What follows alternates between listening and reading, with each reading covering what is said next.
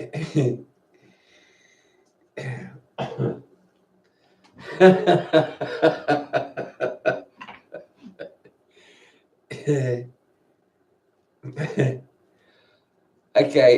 right. I just get on a mission sometimes, especially just after the full moon. It's like because the energies are coming down from your crown chakra to your third eye. That's when it seems like that's the best time to make videos. It's like that's where it's like, meh, I've got more energy to make videos. Like I'm getting all this intuition and inspiration.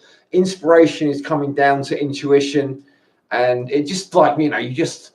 Well, if I don't know other people, but for me, it's like this is the time to make videos. It's like the fountain of like inspiration is just sort of like pouring onto the intuition.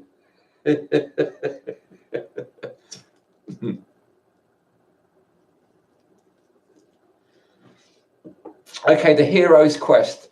That's what this video is entitled. So doing the work, right? You probably get sick of that type that me saying about the work, but it.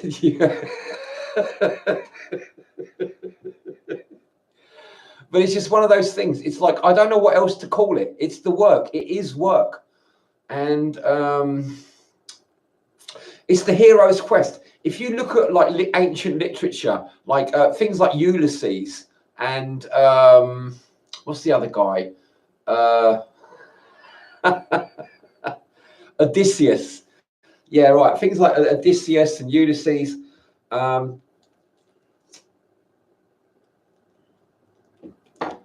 There's all these difficulties these people have to come up with. They have to sort of like approach all these difficulties, deal with them. It's the hero's quest, right? It's like these impossible tasks that the hero has to like confront and deal with, and they're impossible. You can't deal with them. They're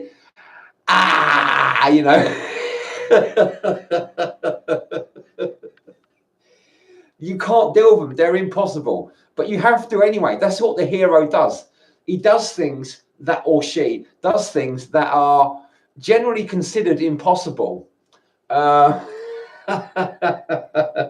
And that's what the work's about. It's about doing the impossible. It's about miracles. It's about accomplishing miracles.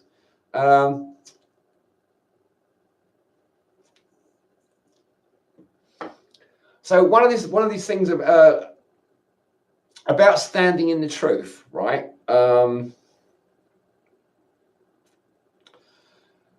This is what it's about. It's like you've got to do stuff that your instincts and your probably your mind or your emotions find impossible. It doesn't make sense. You can't deal with it. I'm doing stuff. To me, giving up alcohol and smoking seems impossible, but I'm still trying to do it. And this is about why it's the progress. It's like I have to talk about this stuff. It's taking more a lot more time than I want it to. I would like to have done. My plan was to get this all done about 3 weeks ago. And I'm still sitting here drinking. This is really strong beer. It's like 10.5% beer.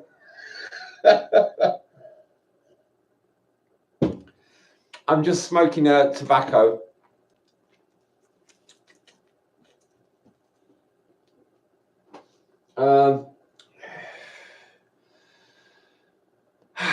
It's work. It's just work, right? And it takes time. Getting rid of tobacco and alcohol out of my life for even just 3 or 4 weeks. It's like plowing a whole field just with my own strength. And I've got to do it in about 2 weeks or so. It's like a huge amount of work, It's really hard work. It doesn't just come naturally. It's not. It should do. I've foreseen it in my mind. I've foreseen it. I know I can do it. It's possible, but it seems impossible. It feels impossible. So I've had to call on like extra help. I'm having to get extra help with this, you know, and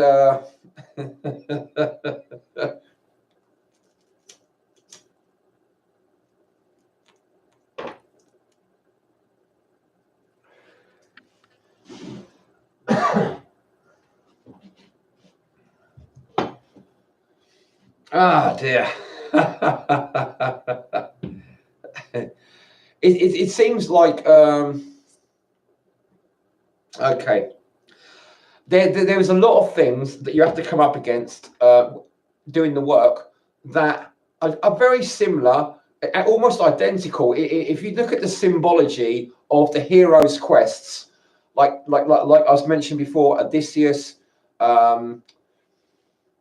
Perseus, what's the other guy? Anyway, even real figures in history like Alexander the Great.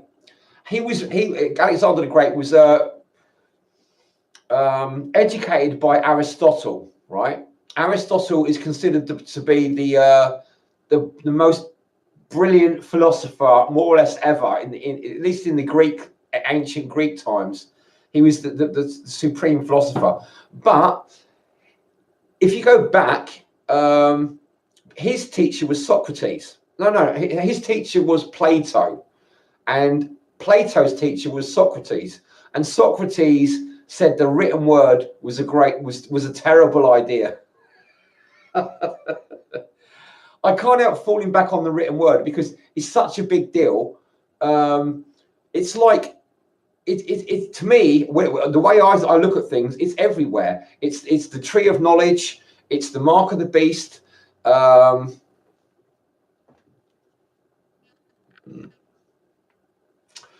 don't know if you know about Islam, right? And the Quran, the Holy Quran. But right at the beginning of the Quran, it talks about books being a wonderful thing.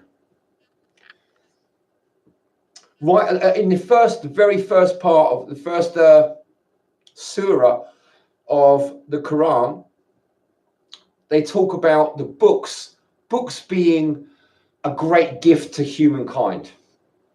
You know, a wonderful thing, a brilliant thing, right? Now, I find this hard to deal with because you've got the Book of Enoch in Christianity, right? I was brought up as a Christian. Now, the Book of Enoch is not in mainstream Christianity, but it is in Ethiopian and Egyptian Coptic Christian,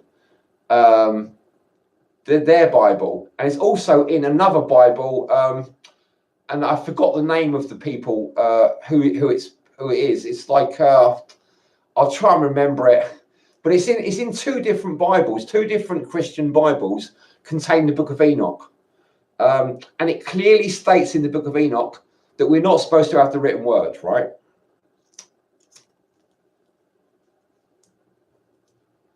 So to me, the written word is like that seven-headed serpent that is it Odysseus? No. It might be Hercules. 12 labors of Hercules. I can't remember which one it was. One of these heroes. He had to go and cut off all the seven heads of the Hydra, this sort of like serpent with seven heads. And to me, it's the written word again. It's like it's really hard to to cut all those heads off, because if you cut one off, they just grow back. So you've got to cut them off really quickly. You know, you've got your work cut out for you.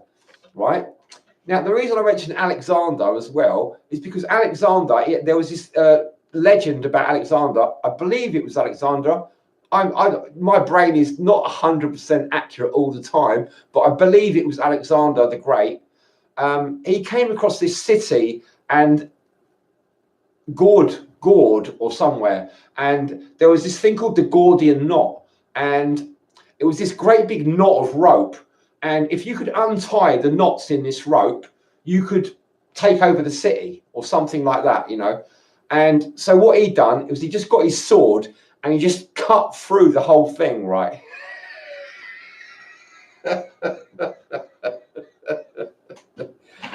Again, I see that as a symbol of the written word. You just have to cut through it. You know, use your intuition, develop your right brain. You know, you don't need your language. You got to put aside language and reason and just use your intuition. Listen to your heart. It says it in the Bible. All the information, all the scripture is written in your heart. So you don't need a book. A book is like secondary, right? If you already got it in your heart, what the fuck do you need a book for? You know, just chuck it away.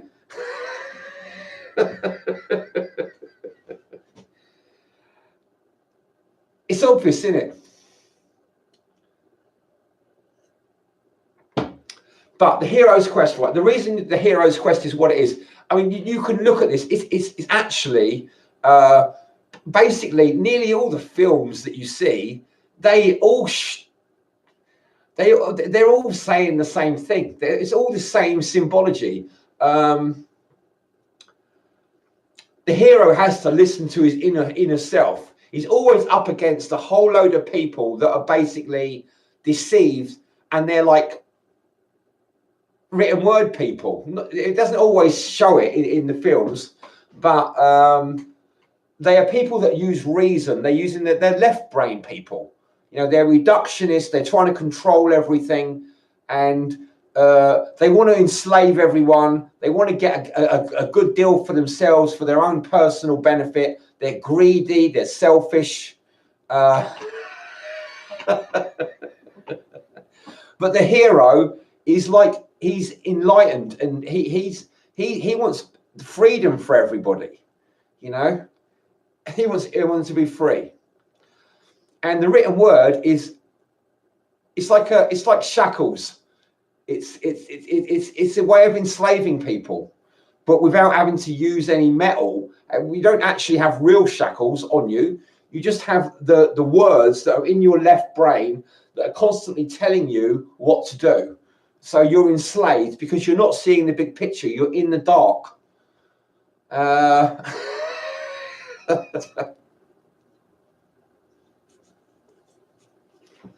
I mean, Moses is another example. Moses taking all the people out of Egypt, you know, escaping all the captivity. It's the same thing.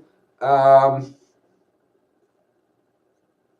mean, I can talk about this. I can make endless videos about this, and it seems that people, like, I don't know, why should everybody watch my videos? I don't make very good videos, but I am telling the truth, and that's really, to me, what counts. You know, I would really like to see people make. If they can see relevance in my videos, then it'd be nice if they made videos in other languages for people that can't speak English and that.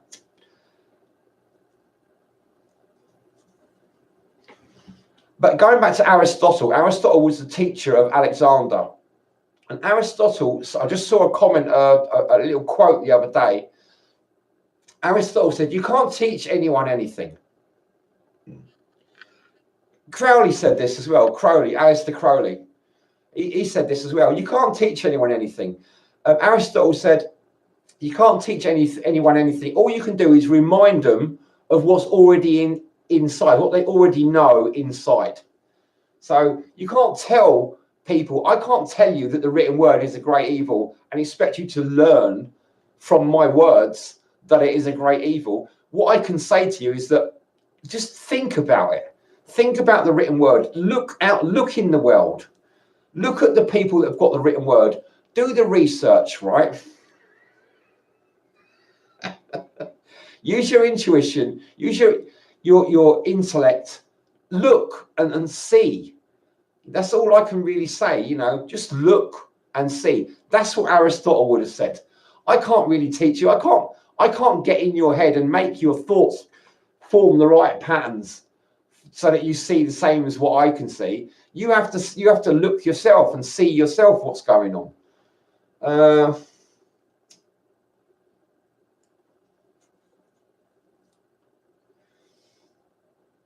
Okay.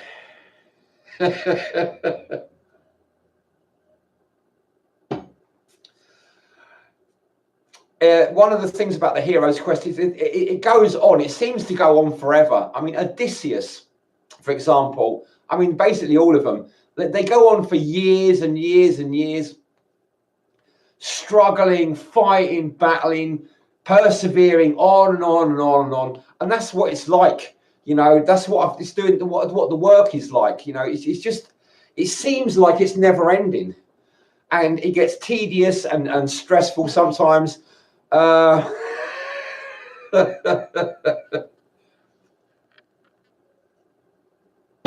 It seems like there's no end to it.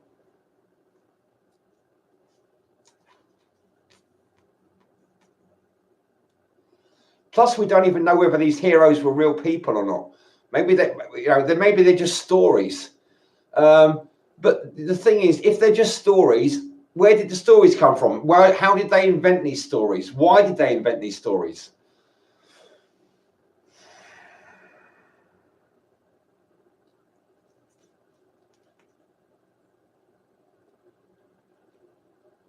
Okay, just on a slightly different topic.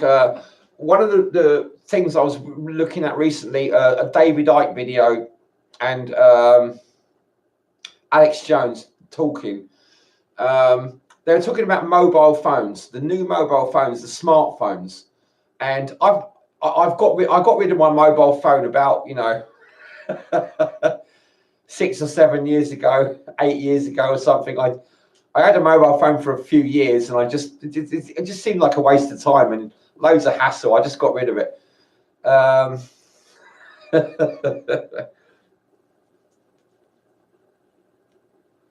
I just have a computer now, like like a normal desktop computer. I did have a laptop for a while. That was actually easier having a laptop, but I've got a desktop now. I need to upgrade it more. It's like it's not working very well.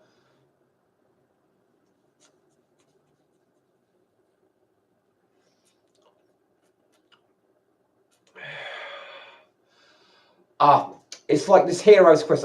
That's another thing. It's like, just excuse me if this video goes on a bit. It's like I need to relax while I'm making this video, so I can talk about it properly. So it might go on a bit. You just have to excuse me. I'm gonna so I can relax. If you don't mind, well, it's just one of those things.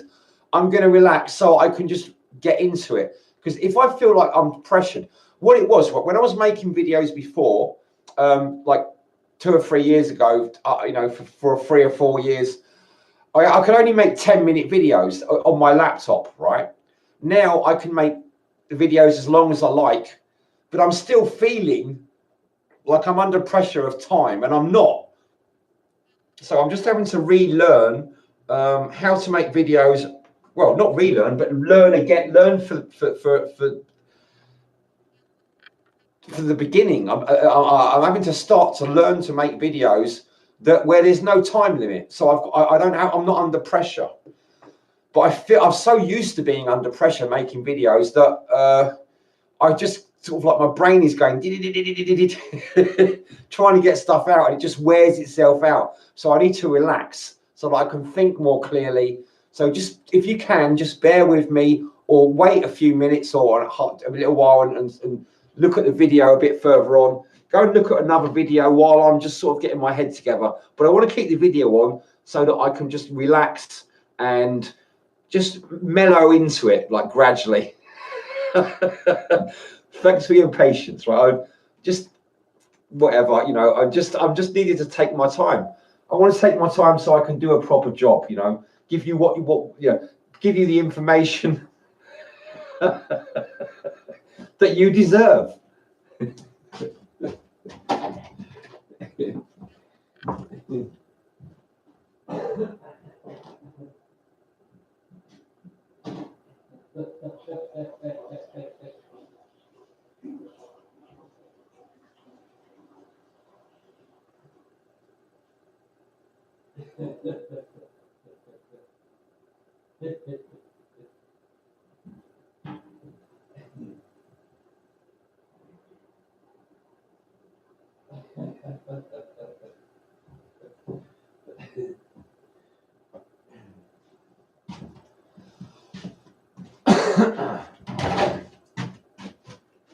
I'm still here.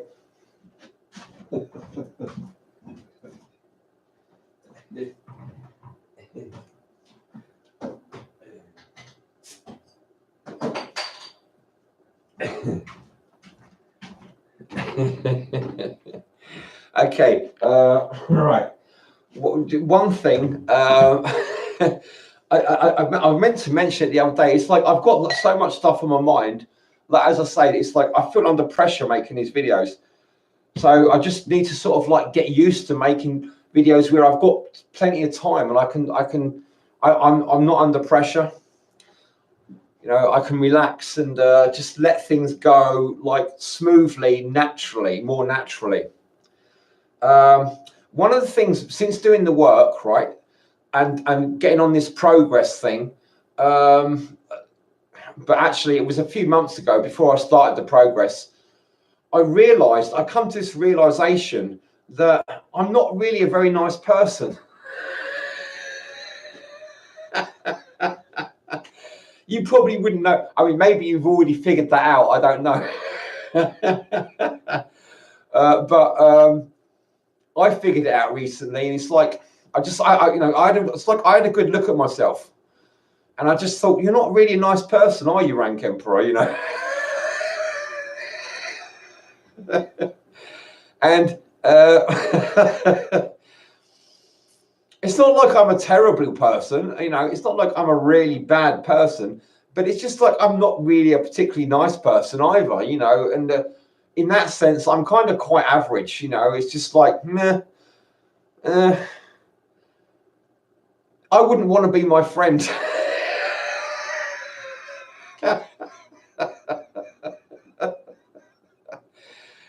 This is part of the work, right? It's like having, because Sigmund Freud and Carl Jung, right, the father and grandfather of modern psychiatry, or psychiatry anyway, they both said that most people would rather die than take a good look at themselves.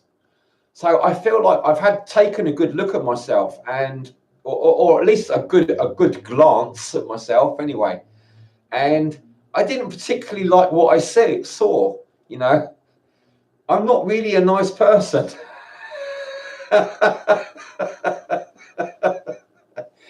It's funny, but this is part of the work, right? It's like having been able to admit that, it's like, well, that's the first step in being a nice person. It's like if you realize that you're not a nice person, then you can start making steps to becoming a better person.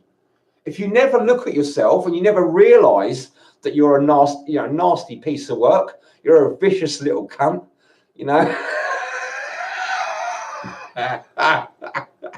How can you change? How can you develop? You know, so the first step of doing the work is to take a good look at yourself, look inwards. And the chances are you might not like what you see, you know. This is one of the reasons I also mentioned about when you going back to the work, you know, a few years ago, you need to, it's really good to take all these supplements and herbs, and like what I found with these herbs is they make you feel a lot healthier, a lot better, a lot more in a good mood. There's things you can take that put you in a good mood. Bee pollen. I'll just show you something, right?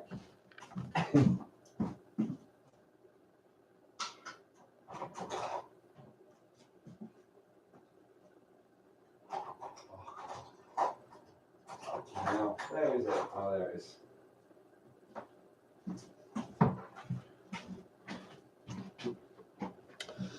I mean, I'm drinking beer at the moment. This is my beer. But this is my bee pollen, right? And so I leave it to sit there for a few hours or overnight. And it's like about 3 or 4 like dessert spoons, heaped dessert spoons of bee pollen that I bought in April. And it's the best time to buy bee pollen in April because, well, in the northern hemisphere anyway, because that's when most flowers are in bloom. So you get more different types of pollen. It's one of the it's apparently the best, most complete source of nutrition by weight that you can get in for any type of food. So having this amount of bee pollen, it costs about $1, 70 pence, something like that.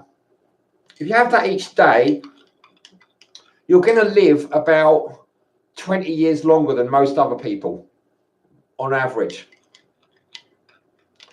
So I like to have this. I'll warm it up. It's cold at the moment. I'm not going to drink it now, but I'm just showing you. You can have it in the morning. Like if you was having, like a lot of people have coffee and orange juice, you could transplant your orange juice instead and have the bee pollen. And it tastes similar to orange juice, but not so acidic. But it's absolutely packed with nutrition. I'm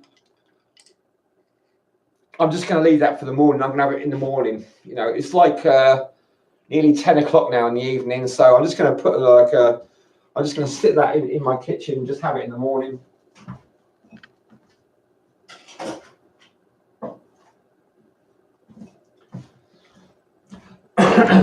But it's got so much nutrition that it's going to actually increase your lifespan on average by about 20 years. But it doesn't just make you live longer. It makes you feel a lot better. It improves your mood, makes you feel in a much better mood. That's one of the reasons I'm so happy.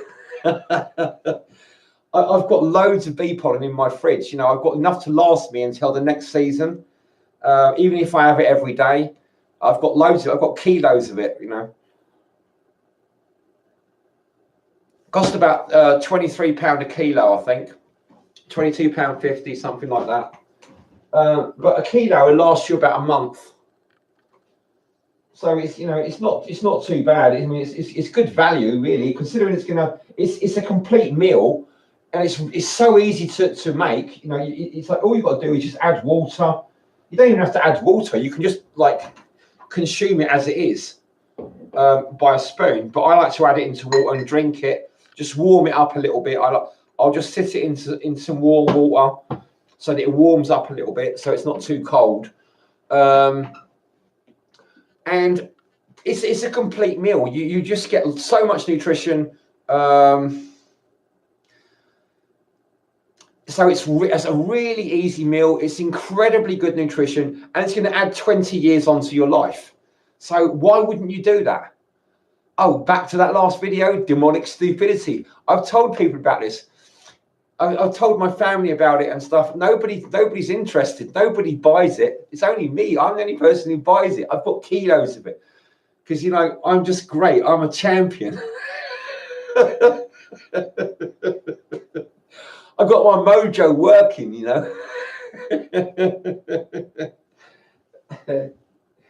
Okay.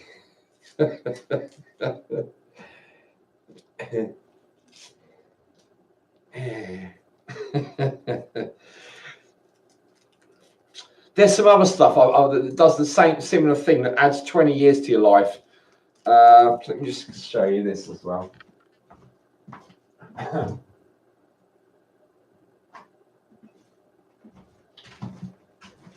I mean, it doesn't really show you very much, but it's just Gynostema is sometimes called miracle grass. Jalgilan is another name for it. There's probably other names. Miracle grass is one. The Latin name is Gynostema pensifolia.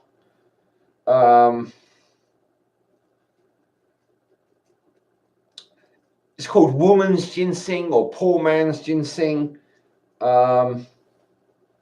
It's very similar in its chemical properties to ginseng, but it's a lot cheaper, and it's actually in some ways it's more effective than ginseng. But it's not so anywhere near as well known as ginseng. Ginseng's very well known, but Gynostema is not so well known, but it's probably just as effective. I don't really use ginseng. Because it's so expensive. So I haven't bothered with ginseng. If I had a lot more money, I would definitely get some good quality ginseng. But the cheap ginseng is not worth bothering with because it's not real ginseng. The expensive ginseng is old ginseng. If it's older than 15 years, then you've got to pay quite a lot of money for it. The older it is, the more money you have to pay. And the older it is, the rarer it is, and the harder to get it. Harder to get it is because it's more beneficial. So I've settled for things like Gynostemma.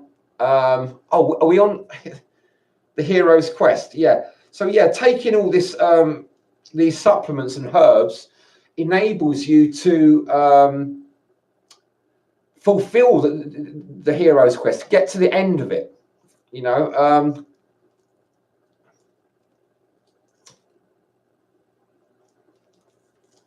A lot more easily. So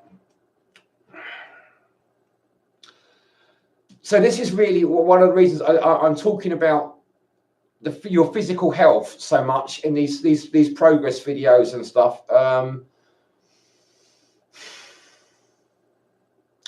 To strengthen yourself, strengthen your body, give yourself, so you've got more time to do all the work, because it's never ending. And so you need to work a lot. There's quite a lot of work. It's a lot of work. And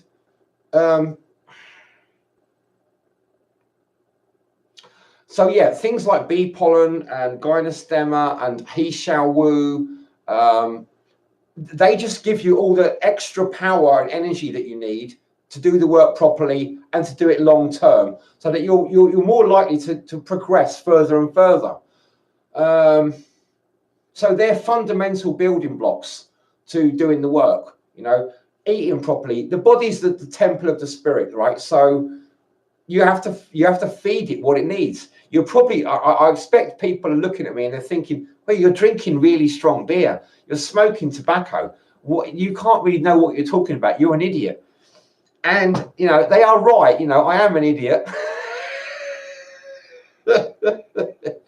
They probably shouldn't be watching my videos. But the thing is, I'm the only person I know of, or I know, that takes so many of these things, or even any of them. All the people I know, even people that don't drink alcohol and don't smoke, they're just eating shit food, and they're obese, and they look down. They probably look down on me and think that I'm like, just a bit backward and a bit stupid and stuff. But they're not taking Gynostemma. They're not taking bee pollen. So both of those things, each one of them is going to add 20 years to my life. Well, they normally add 20 years to people's lives. I'm taking loads of stuff that add years to your life. So the fact that I'm drinking alcohol, because I'm eating so well, there's another side to this, right? If I was to keep taking all these antioxidants and all these herbs and stuff, and eat really, really well, and not drink alcohol and not smoke tobacco, that could actually be worse for me than if I wasn't drinking alcohol and I wasn't smoking. Because too many antioxidants in your body actually can be a negative thing. It causes actual problems. So you need something like, for example, alcohol and tobacco for all these antioxidants to work against. I know people don't understand this very well. It's not very well understood, but mainstream knowledge is for dumbed down people. When you start waking up and doing the research and finding out what's really going on and doing proper experimenting, I mean, how many people actually try this stuff? How many people actually try bee pollen? Because I've been trying loads of stuff, and I'm feeling definite improvements. I feel healthier. I feel younger. I'm learning more about this stuff. My knowledge is growing about all this stuff. My awareness is growing.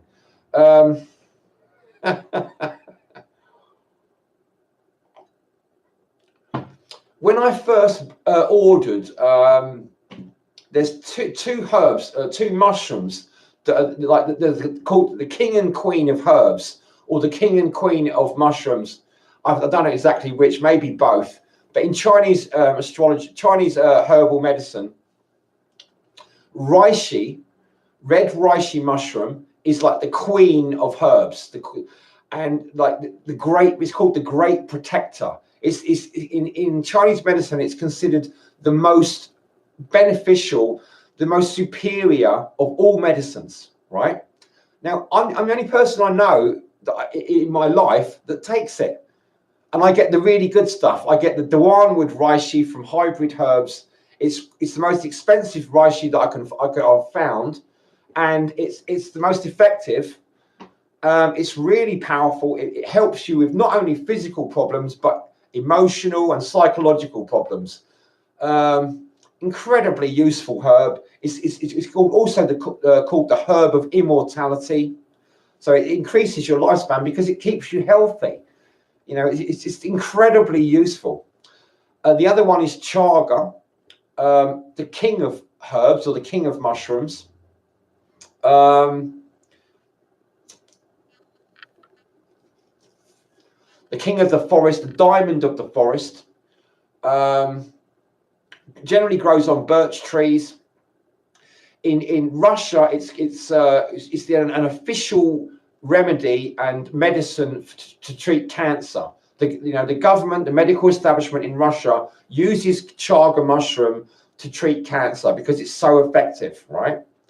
So I take that, I take reishi, I take a whole load of stuff that's very well researched and has been shown in ancient traditions as well as scientific circles, modern circles, to prevent all kinds of diseases, cure diseases, increase your lifespan.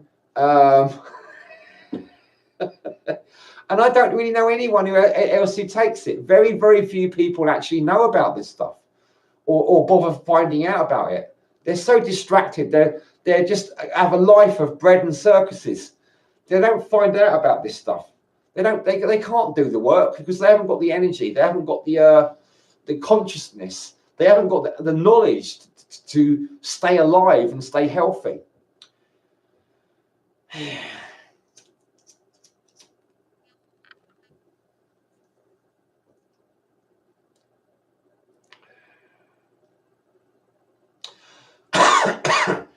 I've seen these predictions recently. They reckon that the incidence of cancer is going to go up and up and up over the next 30 years. More and more people are going to get cancer. So to me, it's really important now to find out about all this stuff and stay as healthy as you can. One of the other things I take is the green powders. I'll just show you this one.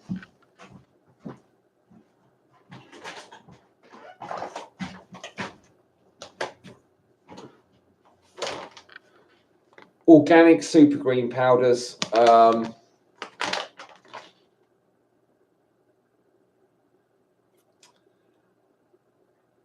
It's wheatgrass, organic wheatgrass, organic barley grass, organic spirulina, organic chlorella, organic moringa powder. There's 5 green powders in there.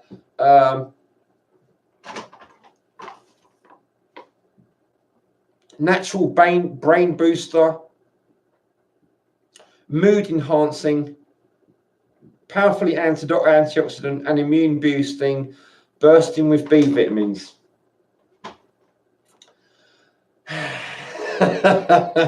So it's not like I'm just drinking alcohol and smoking and just having a shit diet. I've got really good diet. I eat really good food. I take loads of really good supplements. And if I took all those supplements and I didn't drink alcohol and smoke, I'd probably be worse off because I'd have too many antioxidants. This alcohol, one of the reasons I carry on drinking alcohol and carry on smoking is to give those antioxidants something to mop up. Otherwise, if there's too many antioxidants in your body, it causes problems. So if you're going to take loads of antioxidants and stuff, you need something like I eat meat as well, you know, and that you know, it's got its problems as well. You know, I eat fried food. So one of the things it is, it's like I'm getting, to me, it's like I'm in paradise. I can eat whatever I want, really. I mean, except things like I don't eat wheat. I don't eat gluten. I hardly eat any grains. I try to avoid sugar quite a lot of the time. I don't eat vegetable oils. I don't eat pasteurized dairy products. But I take all this other stuff. I still eat meat. I still eat fish that's probably got some like heavy metals in it, you know. But I take all these antioxidants as well that are getting rid of those heavy metals. I'm smoking. That's probably got heavy metals in it as well. There's nasty stuff in tobacco. But I'm taking loads of stuff that's getting rid of it out of my body. And that's what my body is supposed to do. If I'm taking all those antioxidants and I'm not having any tobacco or any harmful stuff going into my body, I'd be better off not eating anything. I'd probably best off fasting, you know. It's difficult to know what the best course of action is. Of course, I'm still learning about it. Part of the progress is learning about all this stuff, learning what works. It's an ongoing process. It's an odyssey. I'm on an odyssey. You know, this is what the work is. This is what the progress is. It's you're being the hero of your own quest. And the stuff I mentioned in one of my recent videos about you have to. It was a quote from the AFK web series. You have to develop your own meaning in life. You have to sort of like, because otherwise the world is pointless. You don't really know unless you borrow someone else's ideas, like some kind of religion. There's no real reason for anything. You know, there's no point to life. It's all meaningless. So why not just enjoy yourself? Feel happy, be happy, laugh, eat, drink, be merry. That is the advice from Ecclesiastes, the middle book in the Bible. Seemed to be written by Solomon after he'd fallen from grace and he became like more wise.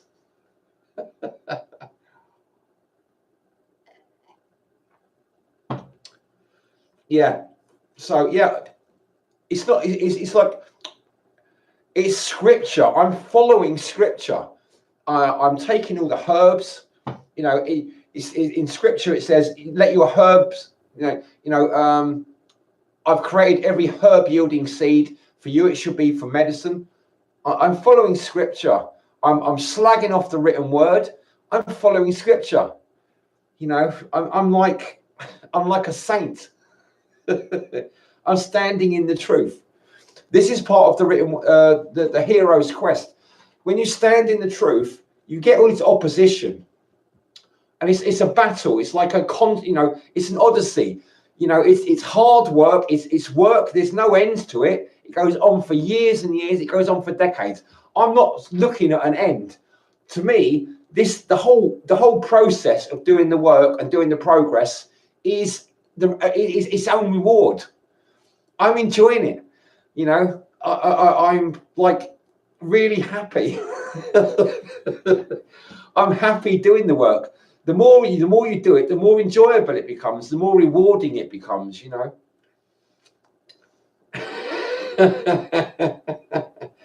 And I know it sounds terrible, you know, talking about all this stuff, talking about people being controlled by demons.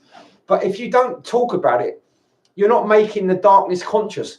Carl Jung said, enlightenment is not about imagining figures of light. And you know, it's about making the darkness conscious. So I know what you probably, some of the people who watch these videos, they probably don't watch them, but they makes what I talk about makes them feel uncomfortable. Someone thumbed down one of my videos. I'm so annoyed about that. I'm so disappointed. Who could watch my videos and put a thumb down? You know, seriously. I can't be serious about it though. I just think it's funny. Because I'm only talking what I see as the truth. So when people thumb down my videos, it's like they can't handle the truth, you know. Most people who watch my videos know not to go back and watch them again, you know. It's only the hardcore truth seekers that are going to carry on watching my videos.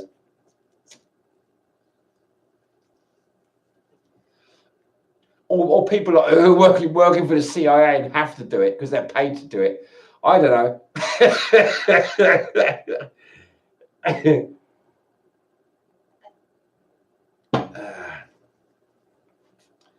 Anyway, it's like it's hard, it's work, but it's like it's enjoyable work. It's like it becomes fun.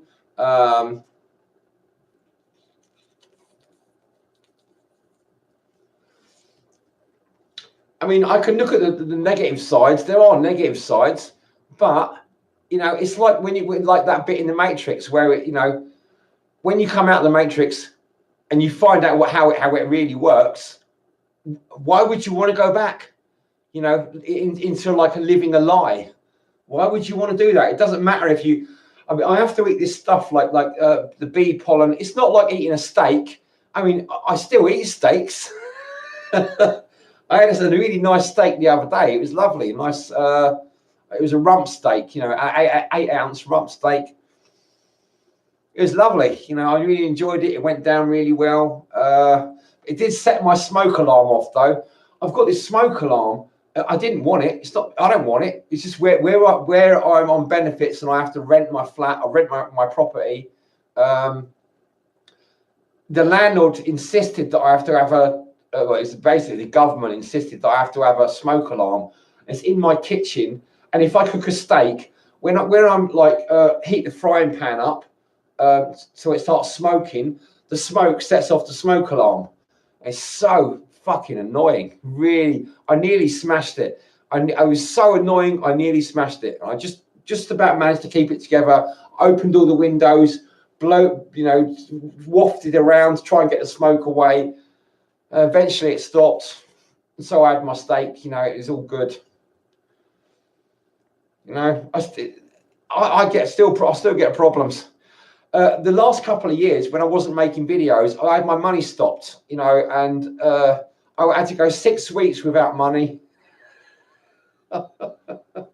It's really hard work going 6 weeks without money. It's like, oh dear, it was really stressful. It was like, oh, you know, where I got traumatic stress disorder and I was so stressed out. It's like there's these explosions going off in my head, these flashes of light in my brain, and it feels like my body's reacting as if I was in a war zone, an active war zone, like there was bombs going off everywhere. It's like I'm just so paranoid, so stressed out, you know, just like the whole world feels like it's against me, you know, and trying to kill me. It was horrible. So I went 3.5 years before that without buying cannabis. And because they stopped my money and it caused me so much stress, I had to start buying cannabis again. For the last year, I've been buying cannabis, not as much as I used to, but a little bit, you know. I haven't bought any for a few weeks now, and I'm not smoking at the moment. But usually, I used to smoke every day, all the time. I mean, cannabis. This is just tobacco. I mean, I've got money at the moment. I could go and buy cannabis, but I just don't want to. You know, it's like I'd rather stick with the herbs and the supplements and stuff. And I don't want to smoke cannabis. It's like I only smoke it because it's medicine. If I don't need the medicine, I'm not going to use it. I enjoy not smoking. It's like I enjoy not drinking, but I have to drink sometimes because I just don't feel comfortable if I haven't had a drink. You know, I don't feel like normal. I can't think clearly. I feel sort of depressed and that. So I just drink, but I make sure I eat properly and I'm getting all my nutrients. But it's hard work trying to give up alcohol. It's like trying to climb a mountain, you know, like Mount Everest or something. It's not an easy thing. I've been drinking since I was like 12, 13, 14. Since I was 14, I've basically been drinking more or less every day since I was 14 years old. It's over 30 years. You can't just give up something like that easily. I've been preparing. I've been preparing to quit drinking. You know, I've got doing all the groundwork. That's why I say it's like ploughing a field by hand. You know, you've got to plough this field. You've got to prepare the groundwork before you're ready to do this sort of thing. You know, like to make the progress. You do the work, then you've got to start making the progress. Once you've done the work, you've done all the groundwork, you've prepared the ground, then you can start making the progress and making real changes in your life. I've got to get rid of all this grey hair. You know, I don't want this grey hair. I'm not even 50. You know, and I've got this grey hair. It's like there's loads of, I know people that are 50 and they've got no grey hair at all. I've got nearly 50% grey hair. You know, it's fucking, you know, it's horrible. I'm getting old too quick. My life has been going in slow motion. I feel like I'm like a snail. My life has been going at a snail's pace. I've got like 3 younger siblings, right? 2 brothers and a sister. They're all younger than me. They're all married. You know, they've all got jobs. I've almost never had a job. I've had a couple of jobs for about a few months. You know, 2 jobs for about 8 months. A few other jobs for a couple of months. You know, but basically, I've been unemployed my whole life, and I'm more intelligent than them.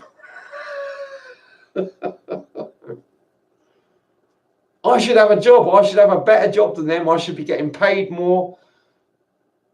You know, it's like I don't enjoy.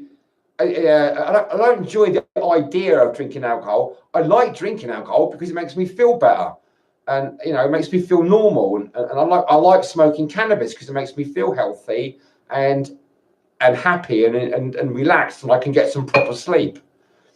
But I don't like the idea of being like burdened with having to smoke cannabis and having to drink alcohol. That's a nightmare. It's like a real load of hassle. That's why I've had to focus on all these like supplements to sort of like counteract all the negative effects of drinking alcohol and smoking cannabis and tobacco and that.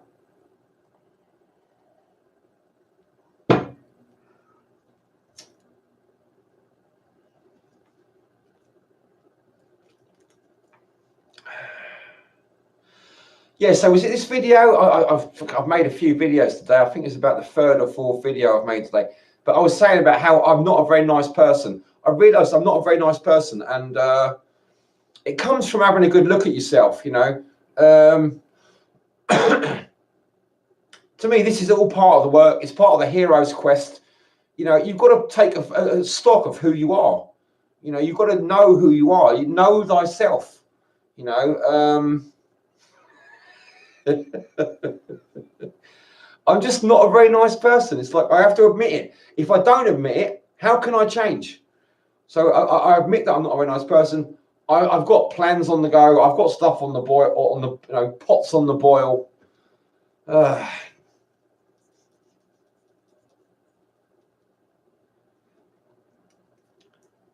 I'm learning about gratitude. I don't know if you've noticed, but I've been thanking people for watching my videos, because I genuinely am grateful for people watching my videos, and I don't know why you bother.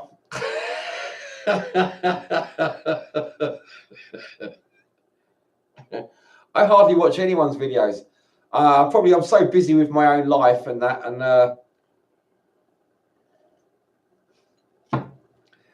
I made this video recently about the head of the dragon in astrology, the North Node, and how it makes you. It's like it's the reptile brain, and in my house, in my astrology, it's in the 11th house.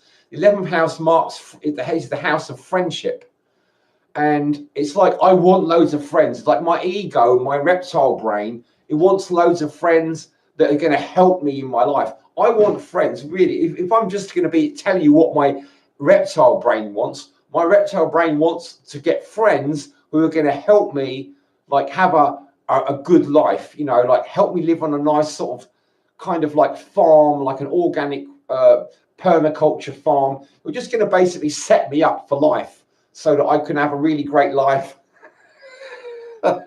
eat really good organic food, not get stressed out, have a simple life, just sort of like, you know, doing a little bit of farming, organic permaculture. So it's like really quite easy. You haven't got to work very hard and you can eat really good food. I think it's never going to happen, although it could happen. But it's like there's something I've got to learn about. I have to. What I really have to do is like live in such a way that I'm not going to be worried if it doesn't happen, because it probably isn't going to happen. And even if it does, it's like I probably don't deserve it, you know.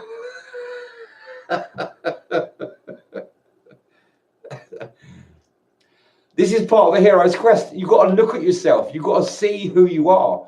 You know that you're not worthy. I'm not worthy, you know.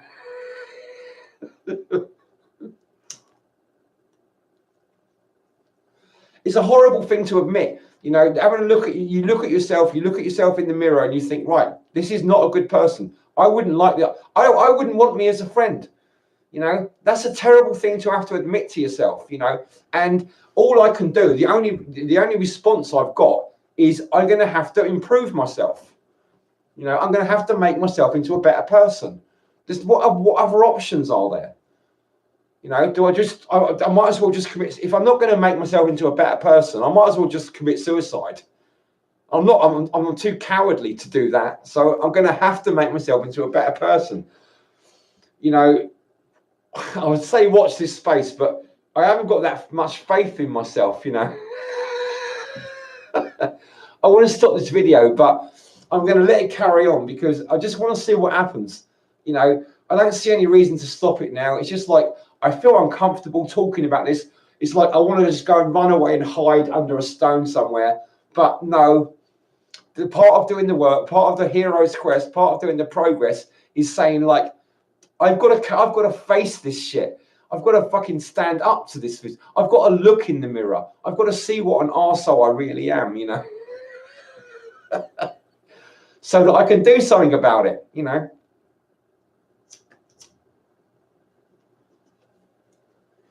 It's one of the reasons I've encouraged people to try to encourage people to make videos.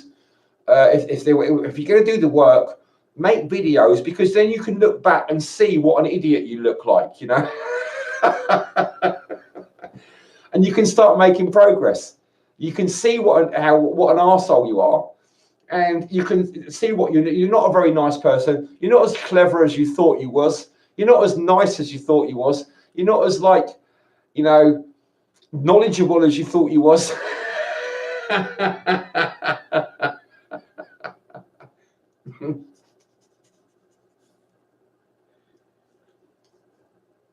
Oh dear.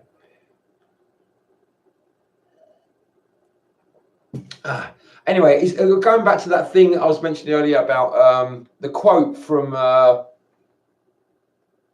AFK, the web series. You have to make your own meaning. You know, it's like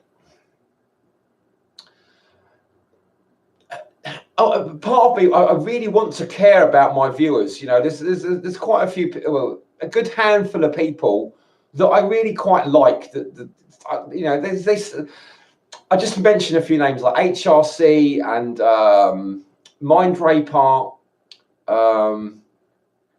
John with a hairy neck.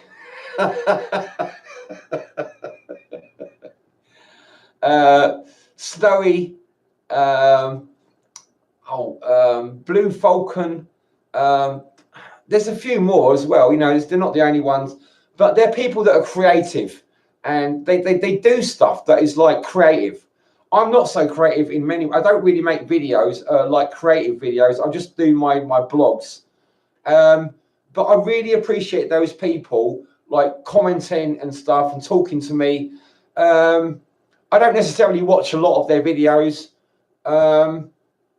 just now and again. But I like all of their videos. I liked, you know, the ones that I've watched mostly. They're all fun videos to watch, or interesting and inspirational. And they're creative people. As far as I'm concerned, you've all work in your right brain. Even Snowy, who says he's not right brain, he's more left brain.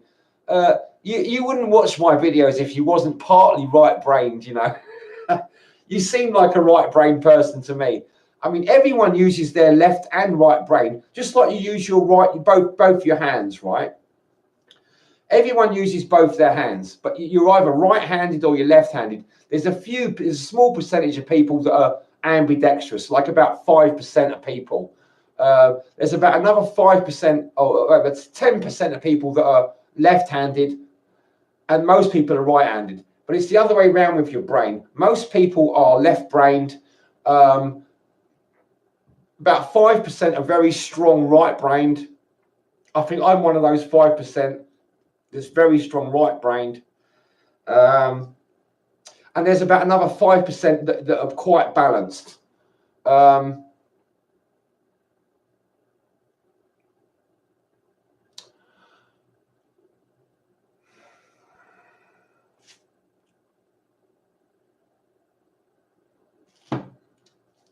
So I'm just relaxing. I'm just probably going to repeat stuff that I've said on other videos. Yeah.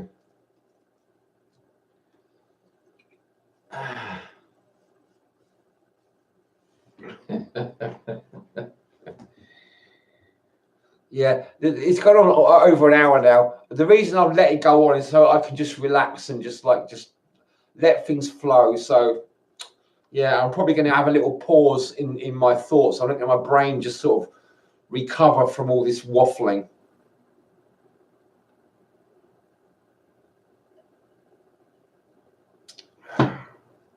So go and make a cup of tea or something. Go and crack a beer open, you know. Yeah.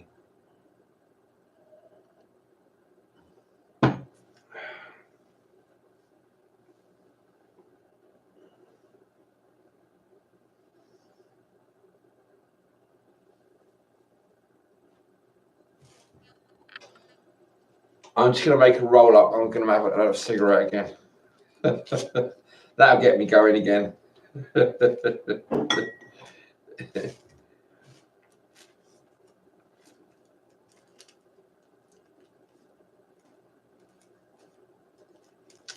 You see, I don't think many people could watch these videos if they weren't right-brained people. You know, if they weren't using their right brain, because yeah, everyone uses both sides of their brain, just like everyone uses both of their hands. You might be predominantly left-brained, but you're still using your right brain. Everybody uses their right brain. It's just that their left brain sort of like takes control, when really, according to people like Einstein, your right brain should be in control. You know, you've got to see the big picture before you start looking at the details. If you're concentrating on the details and ignoring the big picture, you're in the dark.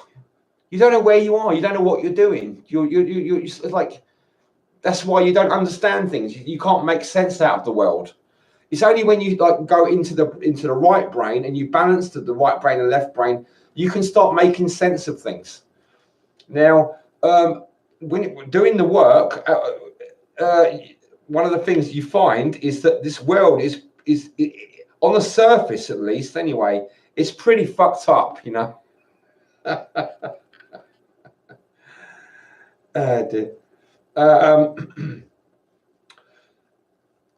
One of the things I've been looking into is this idea that although it seems fucked up, there's a lot of people are actually not really people. It's more like they're more like insects or sheep or wolves, you know, or predatory animals, dogs and stuff, and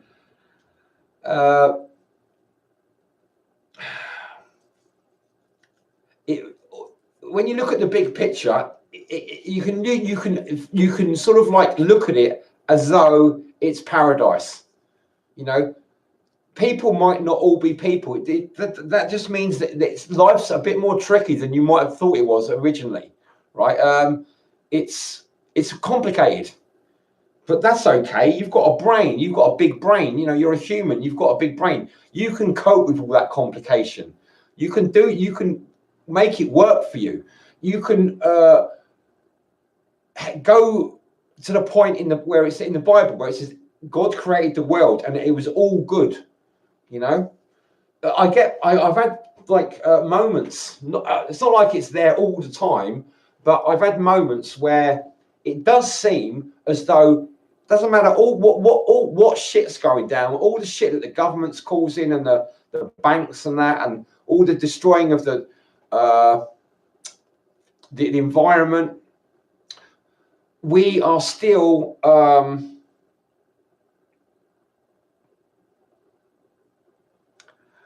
in a virtual reality. We're in a virtual reality anyway, so it's not such a big deal. We're destroying the world, but it's only a virtual reality, so it's not the end of the world. I mean, it is the end of the world, but it's not the end of reality. It's not the end of our existence, because this is only a virtual reality.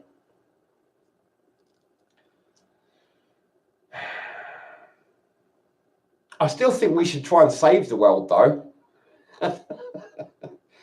I think we should do the right thing. We have to create a new world. I don't know where people get this idea that we have to destroy the world before we can go to heaven, or we have to die before we can go to heaven. That's another thing. That's like, I think it's a big con. This religious thing about you can only go to like paradise when you die. Oh, there was a really good. Where was it? I think it was in the Malazan Book of the Fallen that I've been reading recently. They were talking about this. So I know it's not just my idea. Other people think this. You've got to live in the now. It's like the Buddhists say, living in the now.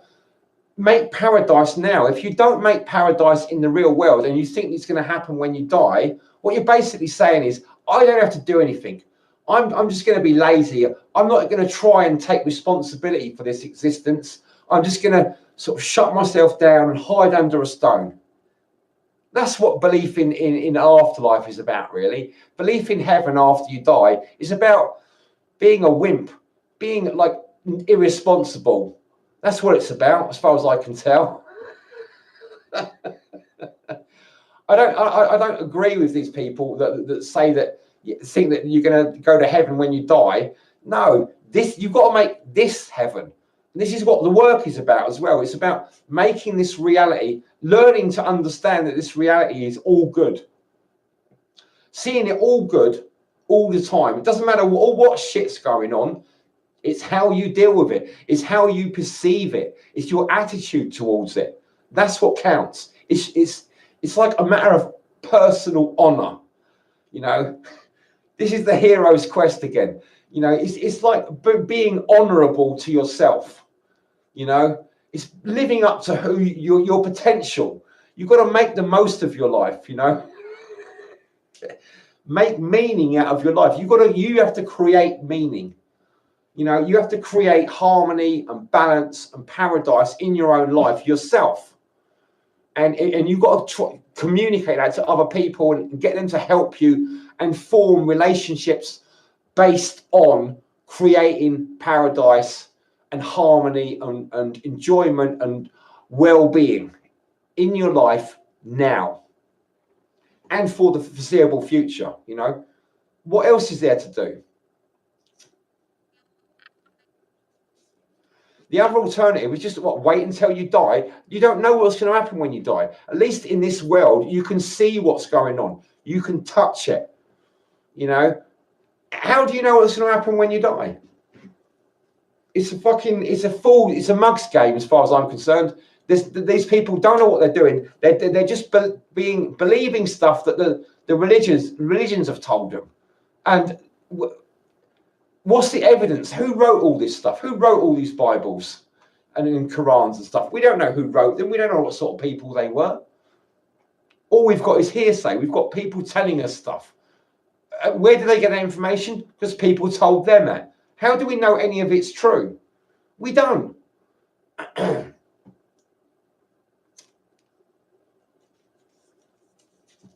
There's this idea that I read about in Robert Anton Wilson's book, Cosmic Trigger. He was saying there's so many good ideas in that book. That's what really got me started on all this stuff. Someone gave me Cosmic Trigger when I was about 16 or 17, and it just opened my mind. It's like, it's what it is. It's like cosmic. It was a cosmic trigger. It just opened my mind to sort of all these different possibilities. There's one book actually I'd really recommend. Robert Anton Wilson, Cosmic Trigger, the Illuminati. It's the epilogue to the Illuminatus trilogy, which was written by Robert Anton Wilson and Robert Shear, who were editors. They were both the editors of Playboy magazine from 1966 to 1972. See, you know, it's like I haven't got any notes here. I just remember that. You know, it's like nearly 30 years ago. Well, it was 30 years ago, just over, when I read that book. I still remember all the details, a lot of them, you know. So it's such an impact on me.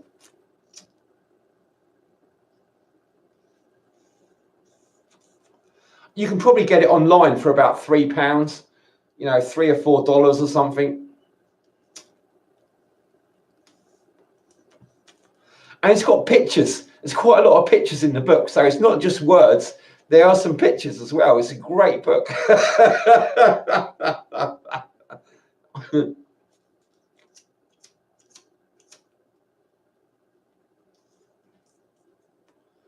Actually, I might even look to see if there's an audio book on YouTube about it.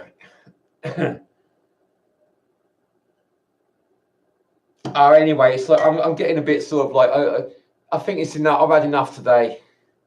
I'm gonna end it now. Anyway, thanks for watching, you guys, and have a great week. Think about doing the work. You know, it's going to be hard. Oh no, I'm not going to stop now. I've got to talk some other stuff about the work, right? When you do the work, you start feeling differently. You know, you get these feelings in your head and in your body that make you that are like potentially worrisome. You feel differently. You feel like, I don't feel like this before. It's like I'm feeling kind of weird and strange. You know, it's like that's what happens when you do the work. It's like it's all change. It's all change. It's changing. Your whole body's changing. Your feelings, your emotions are changing. It's scary. You know, this is one of the reasons people don't do the work, because when they come across all this new feelings in their body and in their mind, and these strange thoughts, and opening up doorways in your consciousness, and all this energy coming in or leaving, you know, it's like it's all new, and you're not used to that kind of stuff, you know. So it can be scary, it can be frightening and troublesome. You know, it's difficult to get your head around it, and it can be scary. So it can put you off, and you may want to go and hide and go back to your old reality and try and sort of find something familiar, because it's not familiar. That's what the thing about doing the work. You go into these new places in your consciousness that are not familiar, and because they're not familiar, they initially they are scary. So that's part of the work. You know, it involves work to sort of keep moving forward, doing the progress. You know, move forward and deal with all this new stuff. You know, deal with these new feelings, this new energy. You know, all these changes. It takes courage. You know, it takes courage and patience and determination. Gratitude. Gratitude is a real powerful weapon. Humor as well. You've got to laugh. You've got to laugh at some of this stuff, because a lot of the stuff I deal with doing the work and standing in the truth, I can't think of any other appropriate response other than to laugh, because otherwise I would cry and I would get miserable and depressed. So you have to try and see the funny side. It's really important. So there's lots of skills involved in doing the work, and it takes practice, and you just get better and better at it. You know, it's like learning to be like a martial artist or an archer or something. You know, you need practice. You need to get better and better at it. Okay.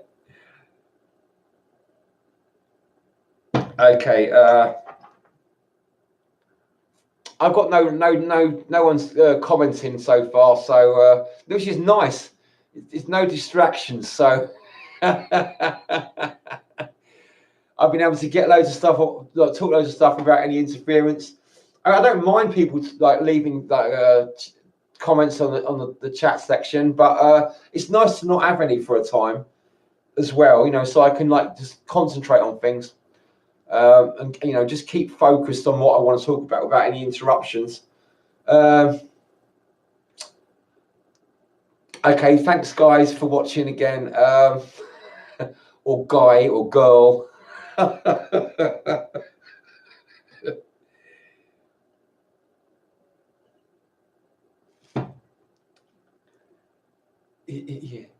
Yeah. To me, doing these videos are quite almost an integral part of doing the work. It's a way of connecting to people, and it makes it more real for me. So I really do appreciate people watching. I know there's not that many people who watch, but I do appreciate your patience and your, you know, stuff, sticking with it and that. And I wish you the best of luck when you do the work, because everyone has to do the work eventually. You know, everyone has to do the work.